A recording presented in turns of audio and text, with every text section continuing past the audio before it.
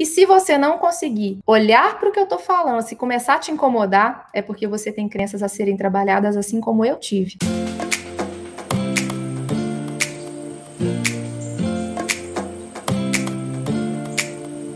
Isso aqui é para todo mundo que estiver disposto a olhar para si com vulnerabilidade, com humildade, e falar assim, caramba, essa vida eu não quero mais não, chega. Tá todo mundo falando uma coisa, eu vou bater no meu peito e vou falar assim, não, isso aí eu não quero para mim não, chega. Para mim, isso não. Quem tá aqui já entendeu que a resistência, ela é a nossa inimiga.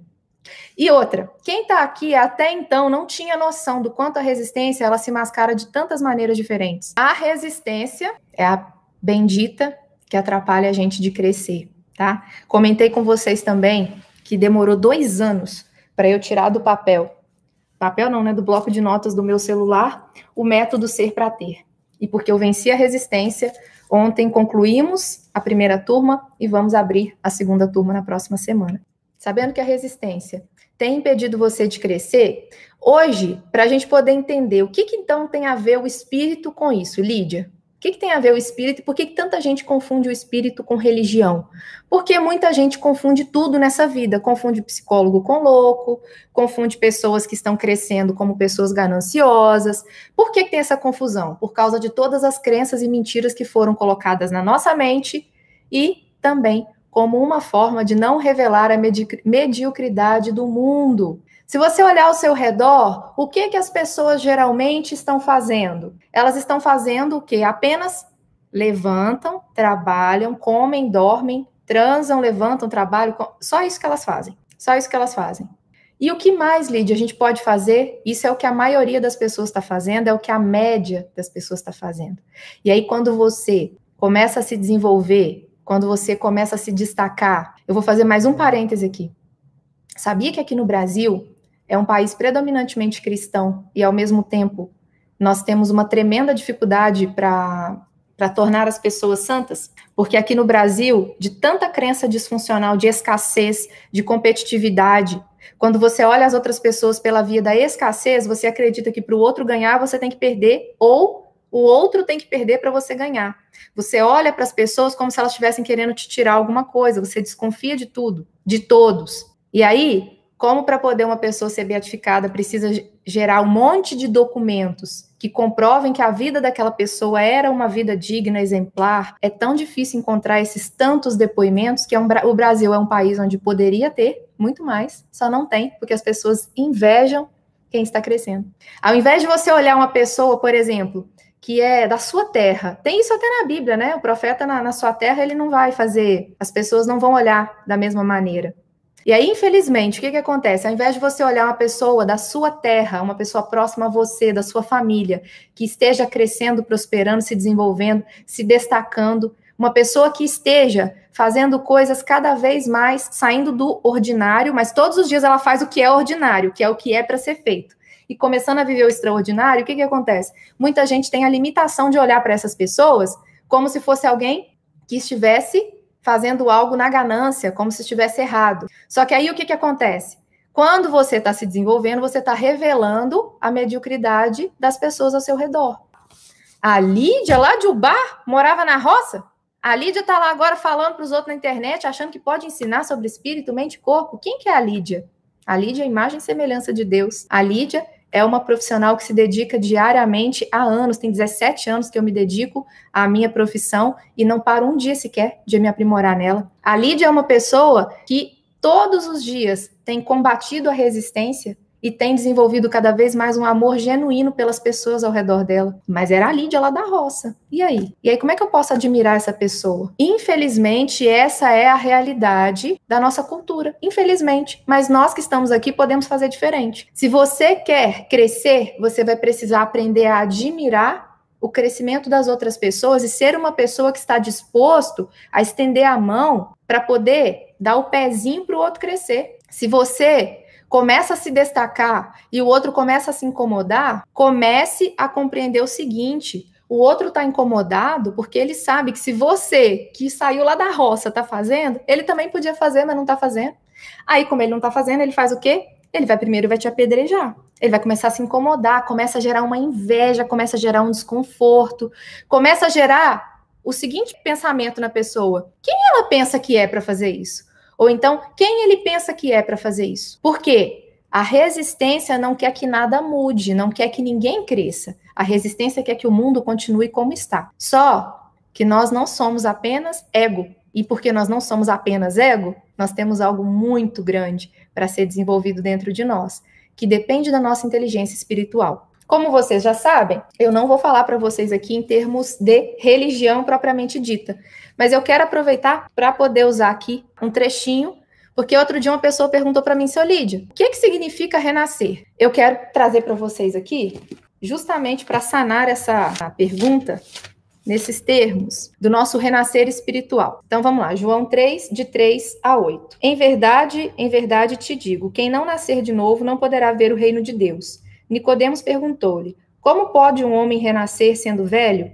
Porventura, pode tornar a entrar no seio de sua mãe e nascer pela segunda vez? Respondeu Jesus: em verdade te digo, quem não renascer da água e do Espírito não poderá entrar no reino de Deus. O que nasceu da carne é carne, o que nasceu do Espírito é Espírito. Não te maravilhes de que eu tenha dito: necessário vos é nascer de novo. O vento sopra onde quer, ouve-lhes o ruído, mas não sabe de onde vem, nem para onde vai. Assim acontece com aquele que nasceu do Espírito. Palavras da salvação. Glória a vós, Senhor. Além desse, tem os Coríntios também, que eu quero pegar e falar aqui para vocês.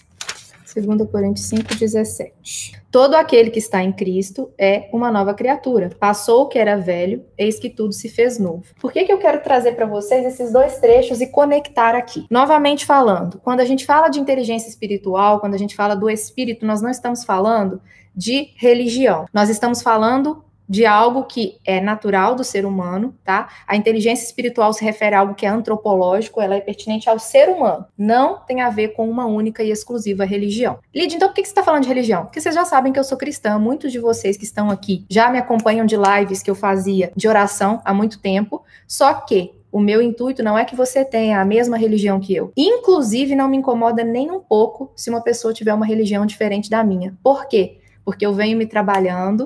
Aquela Lídia lá de trás, criança, que tinha crenças muito engessadas e vivia uma proximidade quase que a um fanatismo religioso por causa da forma como me foi ensinado, foi necessário que eu me trabalhasse na mente e que eu me permitisse evoluir espiritualmente para que hoje eu pudesse estar aqui e para que eu pudesse me desenvolver em todas as áreas. Chegou um certo momento na minha vida que eu comecei a conflitar no desenvolvimento de alguns pilares por causa das crenças religiosas rígidas que eu tinha lá de trás e da maneira como eu enxergava o que é fazer o bem. E eu precisei compreender que só faz sentido ser bom para os outros se eu primeiro sou bom para mim. E durante muito tempo, a forma como foi ensinado para mim, a forma como eu interiorizei de uma forma distorcida, que era quase como se eu tivesse que me desprezar para que eu pudesse ser boa. E só quando eu consegui eliminar essa crença é que eu pude me tornar a pessoa que eu sou agora, é que eu pude crescer como eu venho crescendo agora. E eu quero convidar você que está aqui, com o coração aberto, a olhar para isso. Olha para isso se você é uma pessoa que vive falando assim, não, porque cristão sem cruz não é cristão. E aí, se você tem esse tipo de pensamento, você está caçando cruz para carregar. Vai caçar peso para carregar nas costas, vai caçar problema dos outros para carregar, vai se colocar numa posição de trazer o mundo sobre as suas costas e achar que isso é nobríssimo, achar que isso é assim que tem que ser. E se você não conseguir olhar para o que eu estou falando, se começar a te incomodar, é porque você tem crenças a serem trabalhadas assim como eu tive. Você pode e merece ser um cristão com uma mente livre, saudável e desenvolvida, para que você possa viver uma espiritualidade madura, que te eleve como pessoa e não uma espiritualidade que te faça viver uma vida terrível, porque você acha que tem que ter uma cruz pesadona para você carregar. Pode ter certeza, na vida de todos nós vão ter desafios, independente da idade, faixa etária, de onde mora, do dinheiro que tem na conta. A nossa vida vai ter. Não tá tendo aí agora? Coronavírus não tá aí? Tá para todo mundo. Não tem classe social, não tem diferença. Não pega só cristão, não cristão. É todo mundo. Vai em quem acredita em Deus, quem não acredita. Não tem disso. Abre o coração porque eu tô te falando. Porque você tem condições hoje de, assim como eu, venho melhorando essa minha maneira de me relacionar com Deus, essa minha maneira de viver a minha vida cristã de uma outra forma. E se você não é cristão, a sua vida, com a crença que você tem, com a religião que você escolheu, também de uma maneira madura, e não de uma maneira num fanatismo, não de uma maneira que te leve a olhar para o que você vive, para o que você acredita como sendo a única coisa certa, a única coisa a ser feita é isso aqui. Então, olha só, será que você aceita de verdade o projeto de identidade que Deus deu para você? Ou será que você tem se desfigurado, tem fixado muito no seu corpo, tem fixado muito nos seus objetivos profissionais e você não tem olhado para você, naquilo que Deus te criou para ser de verdade? Você tem renegado aquelas coisas que dentro de você gritam para vir à tona, para serem colocadas em prática, para fazer, e você fica aí com medo, na indecisão, pensando que a vida é assim mesmo? Será que você tem aceitado o projeto que ele te fez para viver?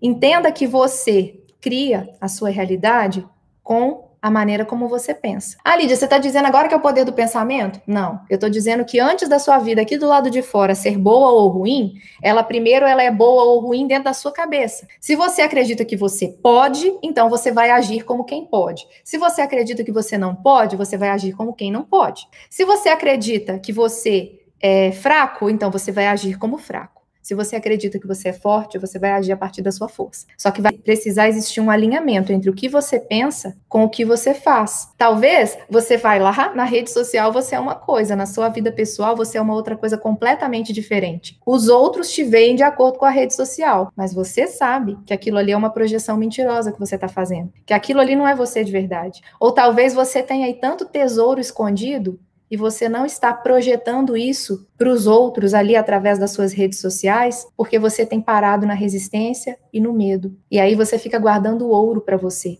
E enterrar talento, para quem conhece a parábola dos talentos, você já sabe. A quem foi dado, o pouco que foi dado e não foi multiplicado, até isso também lhe será tirado. Então, olha para aquilo que você tem aí dentro de você, porque todos nós aqui temos coisas boas. E entenda que o propósito da vida de cada um de nós aqui é viver muito além de nós mesmos.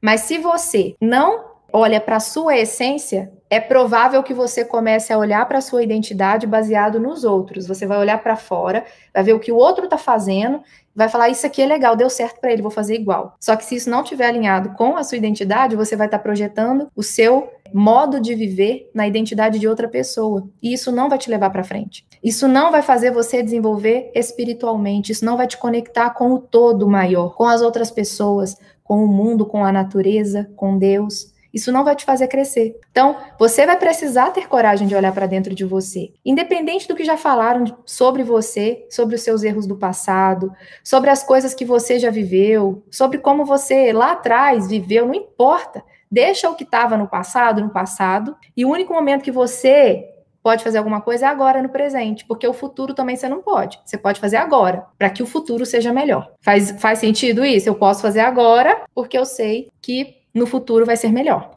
Quanto mais você viver na sua verdadeira identidade, mais você vai ser uma pessoa humilde e que vai ter menos preocupação com você e mais preocupação com a maneira como você tem vivido a sua vida, de forma intencional a fazer bem para você e para as outras pessoas. Se você deixa a sua identidade aflorar, você vai ver que as coisas são muito mais leves, gente. Eu falo isso por experiência própria. Se fosse para eu chegar aqui e ser uma outra pessoa representando uma Lídia que eu não sou, a live não fluiria da forma como ela flui. O meu natural é ir falando principalmente aquilo que está dentro do meu coração, aquilo que é a minha essência. Só que eu quero trazer algumas coisas pontuais aqui que eu acho muito importantes. Eu tinha falado na segunda-feira que eu ia compartilhar com vocês a teoria das inteligências múltiplas, tá? E Howard Gardner, ele é um psicólogo norte-americano.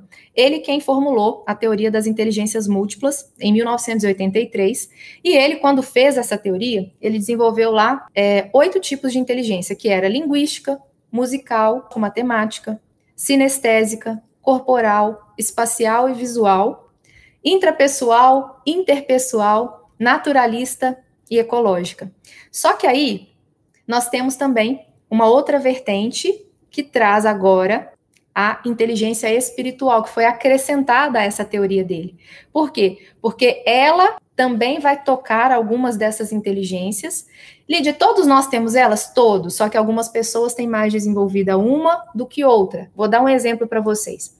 Eu tenho uma inteligência linguística bem desenvolvida, uma inteligência intra e interpessoal bem desenvolvida, Não necessariamente a minha lógica matemática é bem desenvolvida. Eu acredito que ela não seja uma das minhas mais bem desenvolvidas, não. Só que todos nós temos, todas elas. Cada uma pessoa vai ter mais bem desenvolvida, as delas pelo menos, tá? A inteligência espiritual, todos nós precisamos desenvolver. A questão é que muita gente tem ido para uma outra vida sem ter desenvolvido a sua inteligência espiritual. Por isso que eu falei, não confundam inteligência espiritual com religião, tá? Não confundam. A religião, ela vai aflorar justamente porque nós temos a inteligência espiritual. Mas ela não é, a religião não é o que contempla tudo, tá? Ela está dentro desse contexto de inteligência espiritual. E olha só, uma pessoa que tem a inteligência espiritual bem desenvolvida, o que vai acontecer? Ela vai entender qual é o significado da vida dela. Ela vai começar a compreender a dimensão humana muito além das coisas mais ordinárias que a gente está olhando e fazendo todos os dias. A gente vai começar a olhar para a vida de uma outra forma.